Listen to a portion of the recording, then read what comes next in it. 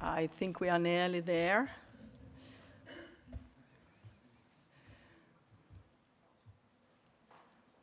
Yeah, we're okay?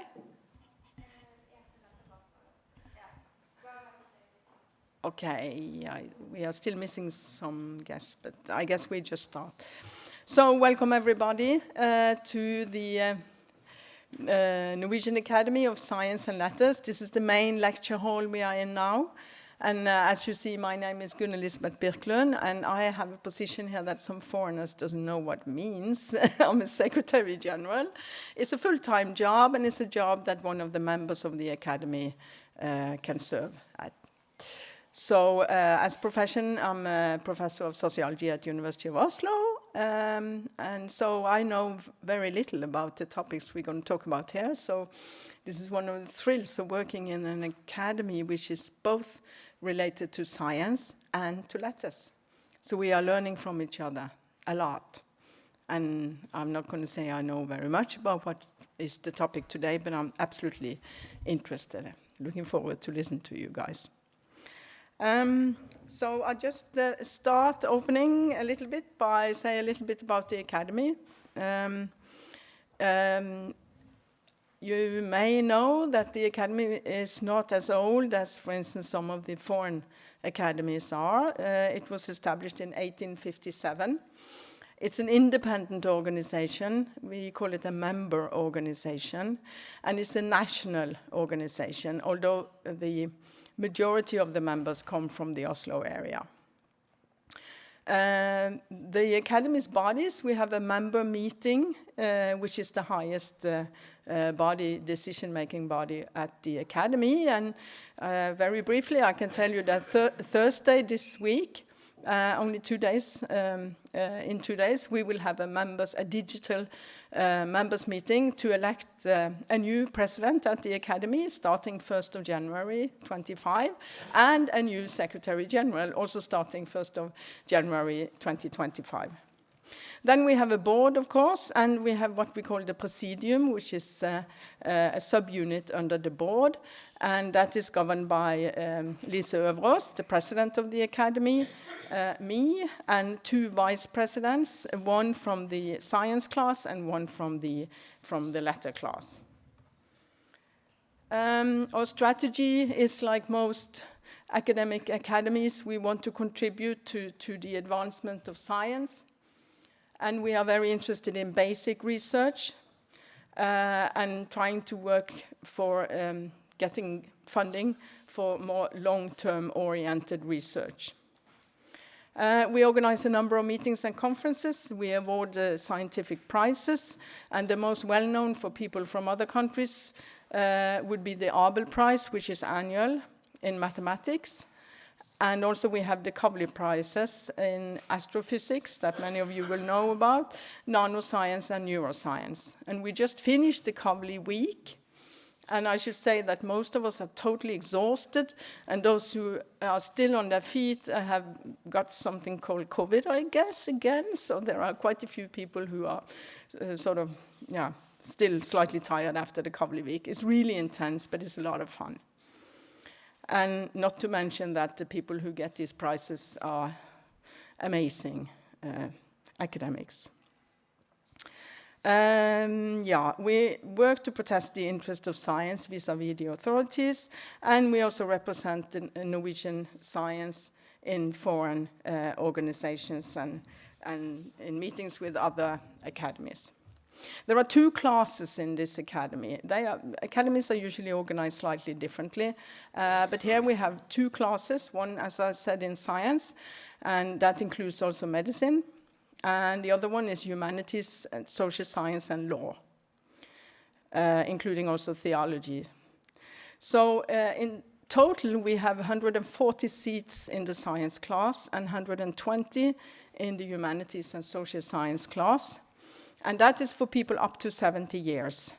Compared to other academies, people above 70 years still has the right to vote, for instance, when on Thursday we're going to vote for the new president and the new secretary general. So there is no age limit to members' influence inside the academy. And then in addition to that, we also have foreign members. So in total, we are about 950 people, members of the Academy. Here's some of the international organizations that we are active in particular International Science Council, European Academies for Science Advisory Council, ALEA, All European Academies, and I should also mention, since you guys are here, the International Astronomical Union.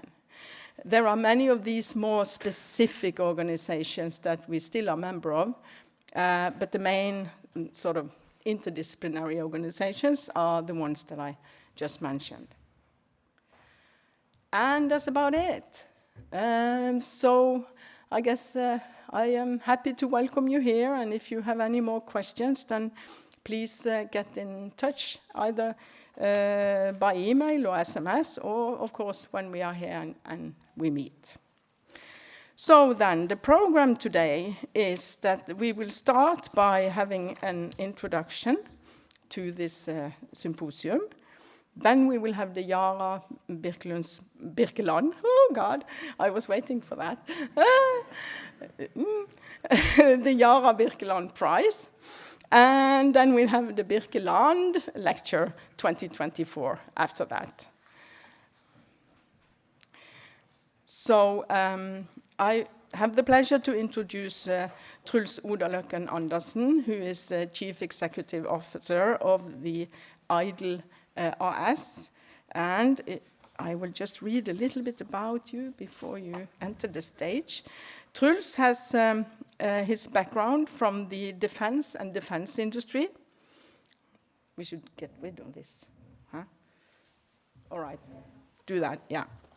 Truls has his background from defense and the defense industry, thank you, and worked with business development and management. In recent years, he has led EIDEL, thank you, to become an exciting player in the Norwegian space industry, which has also resulted in attention abroad. Truls has his education from the Army Technical College and a Bachelor in Science in Economics and Administration. So please, Truls, the floor is yours.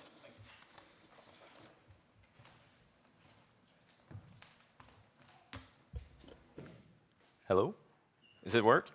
Yeah.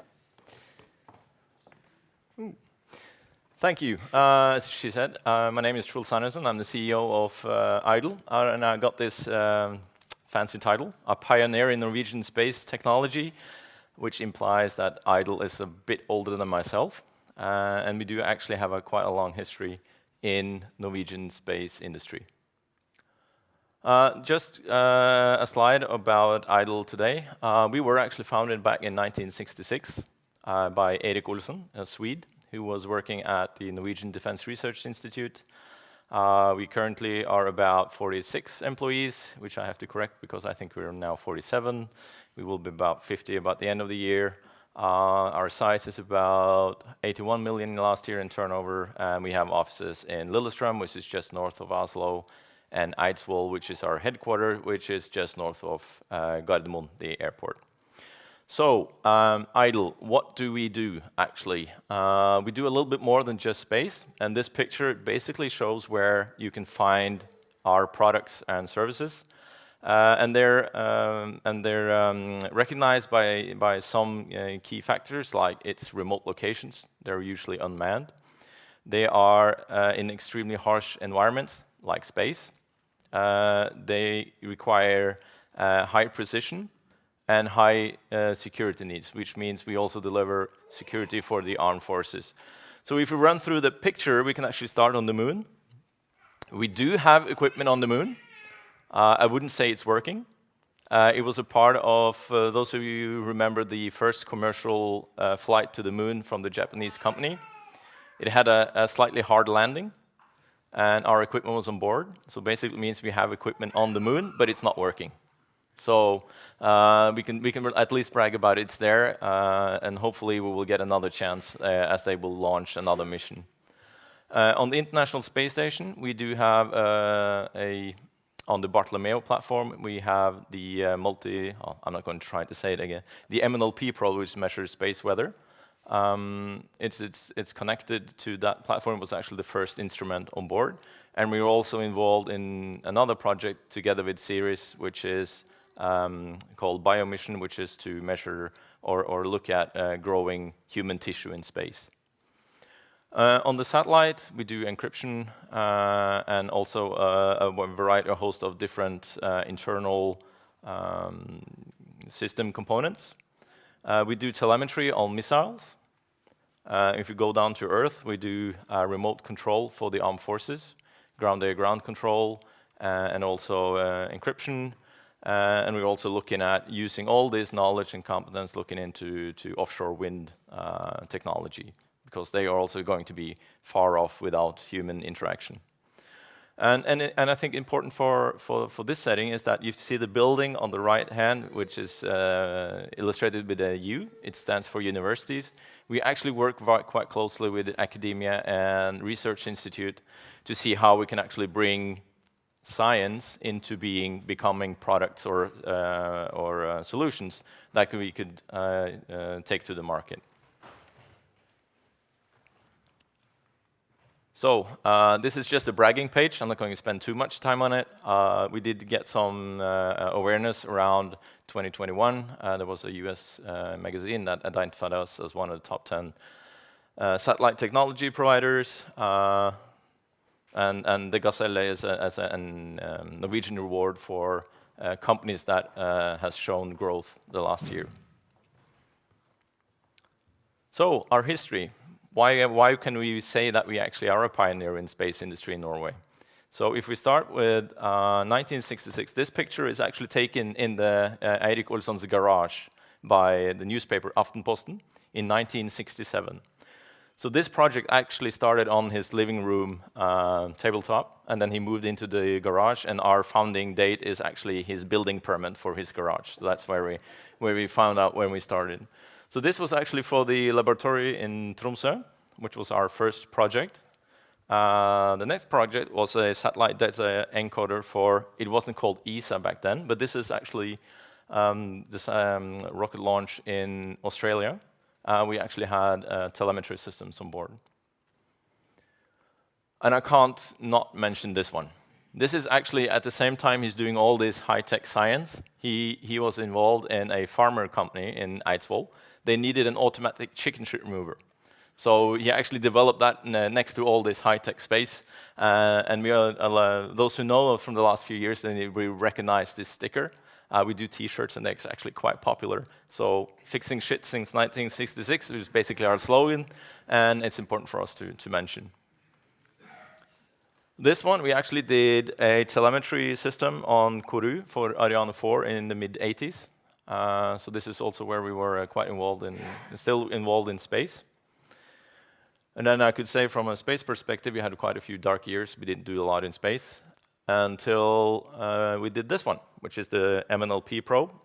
It was based on the PhD from Dr. Becking, who actually won this award in 2018. He was hoping to finish his PhD about 2014, but he started working for us. It was quite delayed. But this product is also a very good example on how we have taken, together with the University of Oslo, taken technology from research to an actual product. So this product is now on NorSat-1, I think, as a test. That's the instrument that was supposed to land on the moon, so it will be there next time. It is also on the International Space Station. It is also making it possible to measure space weather. So it would give us important data, which we then can later also analyze and use. The last one we are working on delivering to Space Norway is an encryption for telecommand and data download. And this is also done together with the Defense Research Institute. It's also an example of how we take research into actually technology into the market. So what does innovation mean to EIDEL? Because I think this is, if you're going to be a pioneer, we're going to work with innovation. So what does that mean for us? It means that actually we're not the ones who's doing the things you guys are doing, because you're researchers. It's not what we do. But what we actually do is that we look at a lot of the research and a lot of technology that's already there and see how can we actually put that together in a new way to solve other challenges. How can we actually drive both the research and technology that we know of to come up with new solutions. So one of our three main core values is actually synergy, and that means for us in technology is the synergy between research, it's the synergy between all the technology we are capable to get our hands on to create new solutions. So that's how we drive innovation in EIDEL, and that's also how we're going to continue doing it, and also involving academia. So this has actually part of our business model, and how we actually drive this forward. So basically, we start out with working with master theses and talking to university especially, and seeing what are you thinking about technology 5 years ahead? What are you working on now? How can we see that making a difference into our business model? And then we start working those ideas together with these universities and research institutes, and then we see how can we take that from what you have researched, and how can we take that to the next step? And that is often by a master thesis, 1 or 2 or 3, or a PhD task, or we actually look directly into how can we find interesting parties within ESA or within the Norwegian government and drive that project through. And so the main goal for us is always to come to the end line where we actually define a new product. And it is not like we're going to take the idea away from the university, because it's extremely important for us that if we succeed, it's a benefit for both. Which means one of the things we actually do is we say to the university, we don't want your IPR, you keep it. What we want is an exclusive right to sell the product at the end. So when we sell the product, we actually share the profit with the university or the researchers who's done this. In Oslo, it's the inventor who's handling all this, but that's an important way for us to do this. So the IPR is not necessarily the most important part. The important part is actually that we can create an environment where we can share the benefit of the technology together in the future, which I think motivates both parties as well. So this is just a busy slide explaining the last slide. So basically, this is some of the universities we're working with. And on the right, it's just trying to map out how the different ways of achieving grants and funding for these projects is achieved. And the other one is actually a few of the technologies we're working on who is finished or we're currently working on. So you see the MNLP is a finished product. Floating potential probe is another technology we're working on with the University of Oslo together with a digital sun sensor. We also have the EIDEL PQ, which is, I can't remember what it stands for, I'm sorry. But that's also done together with the Defense Research Institutes. It's just show how we working things together.